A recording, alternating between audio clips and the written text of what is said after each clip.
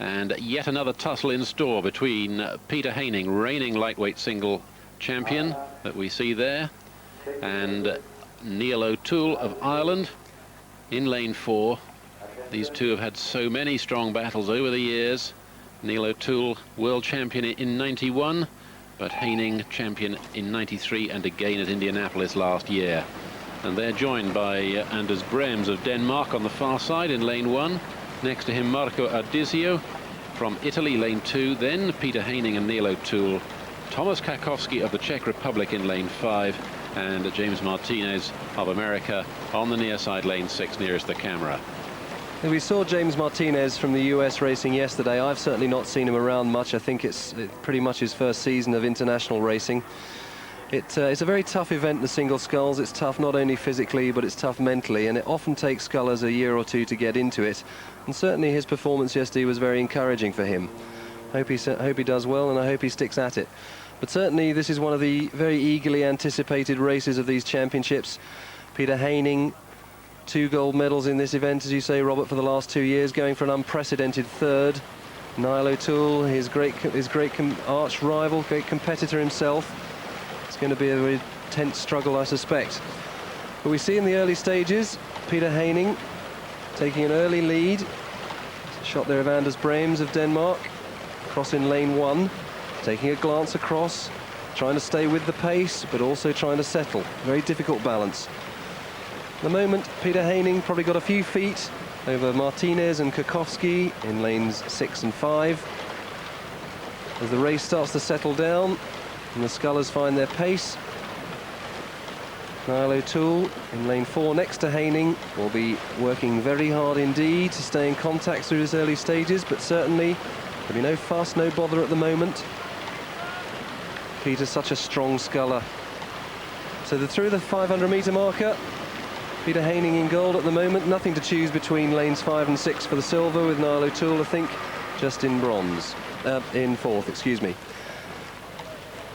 Haining, of course, only back in the single for the last 3 or 4 weeks, because earlier in the season he was in the British double scull with Carl Smith, trying to qualify for the Olympics next year, where the men's lightweight double sculls will be an Olympic event for the very first time. And that's one reason why Pepijn Aardeveen from the Netherlands is not taking part in this competition, because he's got into a double that has gone quite successfully, in marked contrast to Haining's efforts with Smith, which came to naught at Lucerne last month, hence the reason for the split. And Haining back in the single, and as you say, trying to make it 3 in a row. But here we see Tomas Kacovsky from the Czech Republic. Quite a reasonable pedigree in lightweight sculling over the last several years. He was in the Czech lightweight double on his home territory at Roudnice 2 years ago, where he and his partner came 14th. And last year he spent his first season in the single and managed 8th place, and here he is in the grand final this time round. And if the form we're looking at is anything to go by, likely to do very well indeed. He's still maintaining a few feet advantage over Niall O'Toole, while Haining storming away in the lead at the moment. Peter's obviously decided that plan A for him is to take a strong lead through this first 1,000 metres and see if he can sustain it. He'll probably try to do that by watching both his rating meter and his pulse meter. He'll know exactly what effort he's going through. And there you see a glance across from O'Toole to Kacovsky. Kacovsky, who's pushing on now. It's a very graphic illustration of that as the crews go through, scullers rather, go through the 1,000-metre marker, with Haining in gold medal position. He's got just a few feet of clear water lead over Kacovsky in lane 5. In the silver position, Niall O'Toole, who at the moment certainly seems to be struggling slightly at this pace. As we've seen in these smaller boats, the key is to maintain a strong race pace and try to build on that. All of these scullers are capable of going very, very quickly over a short distance, but over this 2,000 metres, which is a grueling distance for them, they've got to have a strong, fast base pace on which to build. If you haven't got that, there's no point being able to sprint. And at the moment, Kacovsky sculling tremendously well in this class of company, and certainly at the moment giving O'Toole a bit of a lesson. But he's been around a long time, O'Toole. I can't imagine this will faze him too much, and he's having a bit of a go right now to get himself back on terms. As the scullers approach the 1250 metre marker, that's 750 to go. Haining sculling superbly, it has to be said, out in front. Clearly determined to get that third gold medal in this event. Interesting, Robert, that he didn't work, as you say, with Carl Smith in the double scull. Carl Smith, of course, a world champion at double sculls at this weight. Absolutely. I remember him taking his first gold medal way back in 1986 when the World Championships were held in Britain at Nottingham. Partnered on that occasion by Alan Whitwell, and a seasoned lightweight campaigner indeed over many years since that time. And certainly very used to gold. They'll be disappointed that that didn't work, but Peter, very much his own man, and I know he's determined to get to the Olympics, and it's very sad in many ways there's not an event for an athlete such as him in his own discipline. But that's how it is, as the scullers move through to this last quarter of the race, and at the moment a very dominant performance here from Peter Haining. He's certainly given them all something to think about. And Kacovsky, rather strangely, on form at least, hanging on there for that silver medal. And at the moment, O'Toole struggling. And if he's going to do something, he's going to have to kick very hard and very soon. Kacovsky, though, sculling very well. Very long, determined stroke there from him. Getting out well into this headwind, rowing very long at the front of the stroke. And just clipping that finish a little bit just to allow him to keep the momentum, as is Peter Haining, with that very characteristic hunched style. See his shoulders come up through the middle of the stroke, almost up to his ears. But look at the speed of his legs go down as he gets that connection on early and drives his legs.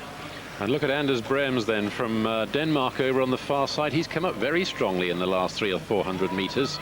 And O'Toole, I think it bears repetition that he's such a seasoned campaigner that he does row his own race, but leaving it this late with only 250 meters to go, surely he can't come back on Haining at this late stage, because Anders Brehms now coming through O'Toole. O'Toole looks across, and it doesn't seem right now that he can make any response as these six scullers come down towards the finish. The grand final of the lightweight singles, Peter Haining of Great Britain storming away, increasing his pace, if anything, as he comes down towards the line. And Anders Brehms of Denmark pushing out on the far side in lane one there, and Tomas Kacovsky trying to hold him off for the silver medal on the near side. So at the moment it's Great Britain in the gold medal position, the Czech Republic in silver, Denmark in third, and the pace of these three leading scullers has taken them well clear of the rest of the field. Niall O'Toole just cannot come back on this cracking pace that they're now setting. Tomas Kacovsky has maintained the pressure throughout the race. Quite uncharacteristic compared with what we anticipated. So Haining of Great Britain takes gold. Kacovsky of the Czech Republic, a remarkable silver. And Anders Brehms of Denmark takes bronze. Well, O'Toole very much off the pace there, and a really superb last 500 from Anders Brehms. And I was delighted, Robert, to see Kacovsky hang on for that silver medal. Certainly wasn't due it on form, but he produced the goods on the day to produce a really remarkable scull, and he sculled very well indeed, I thought. Indeed he did, and we see Haining there exhausted, and we saw him take a puff of his asthma inhaler before the start, and so I do hope he hasn't been unduly troubled. He's prone to a bout of coughing after a big race, which sometimes lasts 20 or 30 minutes, but he doesn't normally have any particular breathing difficulties, but on this occasion we see he's been lifted out of the boat and being taken off for medical attention